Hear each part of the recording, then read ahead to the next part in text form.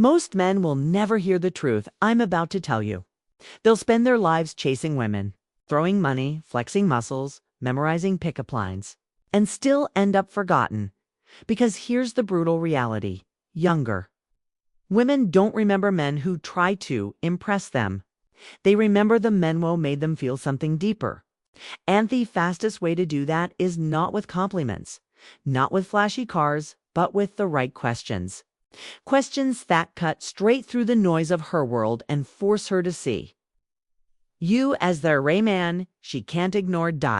Think about it. Every day she's bombarded with empty chatter. Boys in her DMs asking with men on dating apps recycling the same bland compliments. It all feels the same to her. But the Monwo knows how to ask, not to entertain, not to fill silence, but to pull her into a new reality that man triggers something primal: curiosity, intrigue, desire. And once that seed is planted, it grows in her mind long after you've walked away. Marcus Aurelius once said, "The soul becomes dyed with the color of its thoughts." Younger women live in a world dyed with shallow thoughts, filters, likes, and surface-level validation. Your role as an older man is to interrupt that pattern with depth, to ask the questions one else dares to ask. When you do, you don't just stand out. You become unforgettable. So in this video, I'm giving you 7 questions. Not tricks, not cheesy one-liners. 7 questions that younger women want to be asked, even if they don't realize. Questions that separate the man she forgets from the man she dreams about. If you've ever wanted to know why some older men effortlessly attract younger women, this is it. It's not age, it's not money, it's the frame you carry and the words you choose. And after this, you'll never look at conversations this way again. Before we dive into the first question, I want you to understand something. These aren't pickup lines. They're a mirror of your masculinity. A boy asks shallow questions because he's afraid of silence. A man asks questions that silence her because she's too busy thinking, feeling, and wondering who you really are. This is difference. And by the time we finish, you'll understand why younger women lean in closer when an older man speaks. Not because he's trying harder, but because he's living from a deeper truth. Now, let's open the first door. Question 1. What excites you outside of your phone? Here's the first truth bomb. Younger women today are addicted of distraction. Their identity is wrapped in screens, notifications, endless scrolling. So when every boy asks about her favorite Netflix show or her favorite influencer, what happens? She gives a recycled answer, smiles spoiledly, and forgets him by tomorrow. But when you look her dead in the eyes and ask what excites you outside of your phone, you've just pulled her out off that digital fog. Psychologically, this question challenges her. It forces her to reflect, to break autopilot, to show you a part of herself she hasn't revealed in years. Suddenly, she's not a girl living through Instagram stories. She's a woman reconnecting with her actual desires. And who triggered that shift? You. That's why this is magnetic. Because you've positioned yourself as the man who awakens her, not the man who validates her distractions. I remember a story about Tom, 48 years old, divorced, sitting across from a woman half his age at a small cafe. Hadn't tried to impress her with stories of his career or his past. He leaned back, unshaken, and asked her this exact question. She froze for a moment, laughed nervously, then admitted honestly, "I didn't even know anymore." That silence, that realization shifted the entire energy. He had just shown her a glimpse of herself that nobody else had. From that moment, she leaned forward, curious, invested. Why? Because I wasn't chasing her attention. He was leading her into depth.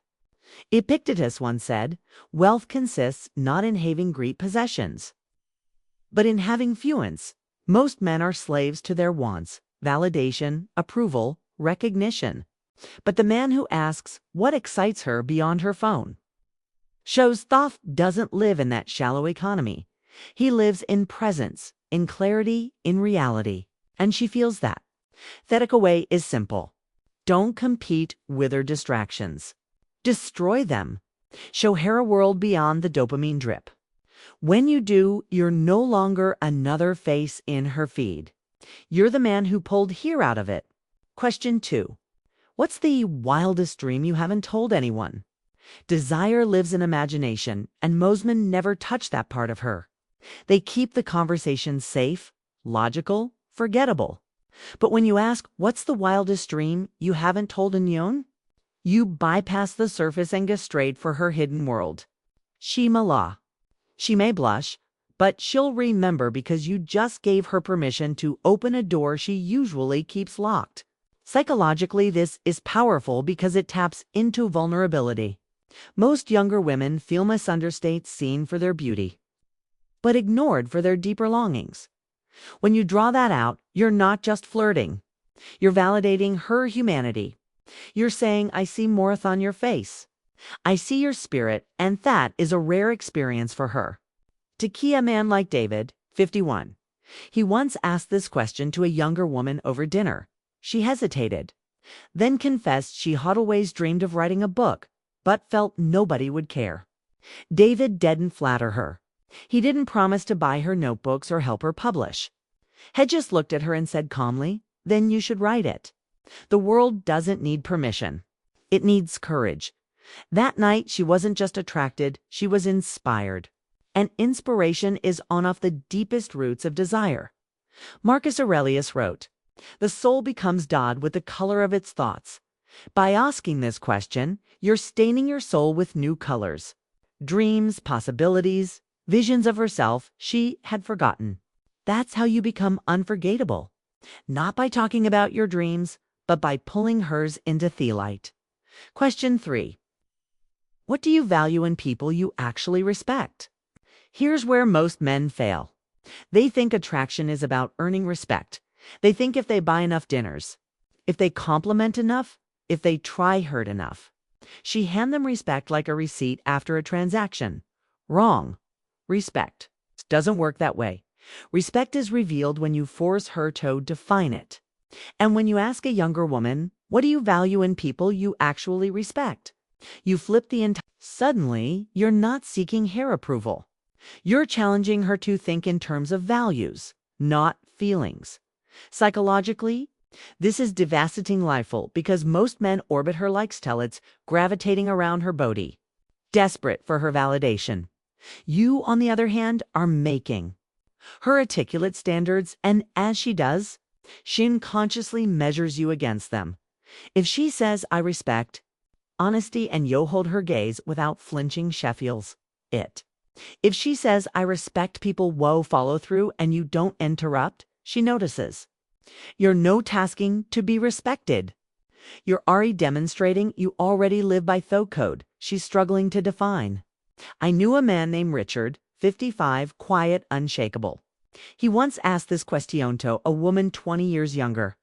She smiled, rolled her eyes, and said, I don't know. Probably people who don't lie. Richard didn't nod like a puppy, hadn't shower her with compliments for being deep. He just responded, that's rare these days, and then silence. That silence told her everything. He went there to impress. He was there to measure. Within minutes, she leaned in, asking him what he valued. That's the shift from you chasing her to her chasing your standards. Seneca once wrote, it is not the man who has too little, but the man who craves more, that is poor. Boys crave respect like beggars at a table. Men demonstrated through presence, stillness, and conviction. The lesson is simple. Don't ask for her respect. Ask what she respects. Then let her realize in silence that you're already living not. Question 4. Who do you feel safest around and why? Let me tell you something women won't say out loud. No matter how modern, independent, or successful she is, urbanity and her instincts are wired for safety. If she doesn't feel safe around you, her desire for you will never last. She might sleep with you, she might flirt with you, but she won't bond with you. And bonding, true connection, is the root of deep attraction. That's why this question matters. When you ask who do you feel safest around and why, you're not begging for validation. You're signaling that you understand the primal, ancient layer of feminine psychology that most men ignore. Psychologically, this question bypasses face-level attraction and dives into her evolutionary wiring. You're not competing with her friends, her ex, or her Instagram following. You're repositioning yourself as a man who grasps her need for protection, stability, and cam. And here's the secret. You don't even need to say you're safe. The fact that you asked without defensive enisgasmoon it louder than bragging ever could. Take Michael. 50, he was on a walk with a younger woman, late evening, city lights buzzing. He turned to her and asked calmly, "Who do you feel safest around and why?" She paused, thought deeply, and admitted, "Honestly, I don't feel safe around most men. They always want some ething." Michael didn't argue, didn't defend men in general. He just nodded and said, "That makes sense." That night, she felt safer with him than anyone else. Not because he promised her protection, but because he listened without judgment. That's what does. It disarms her defenses. Marcus Aurelius once wrote, "Waste no more time arguing what a good man should." B1. Safety isn't declared, it's lived. You didn't prove you're a safe man by telling her. You prove it by your composure, by your non-reactivity, by your ability to sit in silence without demanding her body or her validation. The takeaway here is ruthless. A boy tries to convince her he's trustworthy. A man simply embodies it.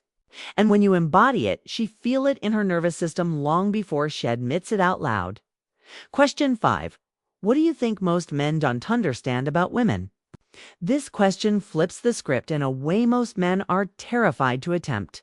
Because, let's be honest, most men don't want the truth.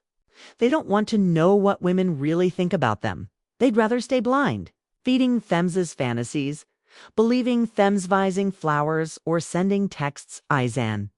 But a man grounded in Stoicism may fear the truth. He seeks it. And when you ask a younger woman, "What do you think most men don't understand about women?" you position yourself as the rare man who actually listens. Psychologically, this question works like a confession booth. It makes her reveal frustrations, secrets, and disappointments that she usually buries. And here's the key. As she speaks, you don't defend men. You don't interrupt. You don't laugh nervously. You listen, and in that silence, she feels something unusual respect. She feels like her words have weight. And when a woman feels heard, she feels drawn. There was a man named Daniel, 49, who asked this question during a casual walk. The younger woman sighed and said, "Most men didn't realize that we just want to feel understood. They think showing off is the way, but it's not." Daniel didn't jump in with jokes or excuses. He simply slow and calm and said, "That's why I ask." That line hit her harder than any compliment ever could. Because for the first time she wasn't explaining her food boy. She was revealing herself to a man, Epictetus said. "We have 2 ears on Doan's mouth so that we can listen twice as much as we speak. Every boy talks too much. Every boy tries to fill silence with noise. The man, the one she remembers, speaks less but cuts deeper." The takeaway here is razor sharp. Don't try to prove you get women. Ask the question and then prove it. Be shutting your mouth. Let her truth dud work for you. Question 6. What's something you've done that you're proud of, but nobody noticed? Every man tells her she's beautiful. Every man notices her hair, her clothes, her body. But Thomas, no man sees her invisible victories. And that's where this question separates the forgettable frames unforgettable. When you ask what's something you've done that you're proud of, but nobody noticed, you're not complimenting her looks. You're validating her essence. You're giving her the chance to reveal the part of herself she secretly wishes someone will care about, psychologically. This is divisingly effective because it bypasses vanity and goes straight to significance. Human beings crave recognition, and women, especially younger women, rarely get recognized for anything beyond this surface. When you tap into that yubcum, the man who doesn't just see her, he understands her. Take the story of Alex, 52. Sitting with a woman in her 20s. She laughed when he asked this. Then suddenly her tone changed. She admitted she had helped take care of her younger siblings for years, but nobody ever thanked her for it. Alex didn't respond with cheap flattery. He just looked at her and said, "That says everything about your character." She went quiet. In that moment, attraction deepened, not because of charm, but because of recognition. Seneca wrote, "He who is brave is free." By asking this question, you give her freedom to share what she normally hides. And in that act, she feels more wreathing desire. She feels trust. The lesson here is brutal in its simplicity. Boys make her feel pretty. Men make her feel significant. Which do you want to be? Question 7. What do you think makes a man unforgettable? This is the final blow. The question that flips the game entirely. You're no longer asking a bother. You're making her describe you. When you ask, "What do you think makes a man unforgettable?" you're planting seeds of attraction in her own mind. She starts listing traits, confidence, humor, strength.com, and as she speaks, she realizes you're embodying them right in front of her. That's psychological judo. You've turned her imagination into a mirror of your presence. Think about it. Most men beg for appraisal. Most men fish for compliments. But the man who calmly asks this question puts her in a position of reflection. And as she describes the unforgettable man, she can't help but compare you to that standard. If you've carried yourself with composure up to this point, you've already won. She associates salsa qualities with you because you've been silently proving them the entire time. I once heard about a man named James, 54, who asked this during a late-night conversation. The younger woman thought for a moment and said, "A man who doesn't get shaken by anything. Someone who home makes you feel grounded." James didn't smile or flex. He just replied, "That's rare." The conversation ended there, but the impression lingered to this day. She still thinks about him. Why? Because Hellet, her own words, build his image in her mind. Marcus Aurelius said the best revenge is not to be like your enemy. And Thebes' way to be unforgettable is not Totri, but to let her define unforgettable, then embody it in silence. Theta Kawai. Stop chasing the title often forgettable. Ask her what it means, Anthon. Live it. She won't just desire you, she'll never forget you. Now, let me leave you with this. Attraction isn't about tricks. It isn't about money. And it isn't about looking younger. It's about depth. Younger women are surrounded by men who want something from them: attention, validation, sex. That's noise. The older man who understands Stoicism, who knows how to toast questions that cut through the noise, becomes rare. And rarity is irresistible. Remember this. You don't trigger desire by performing. You trigger desire by embodying, by being still when others say are restless, by listening when others interrupt, by asking questions that reveal her soul when others only praise her surface.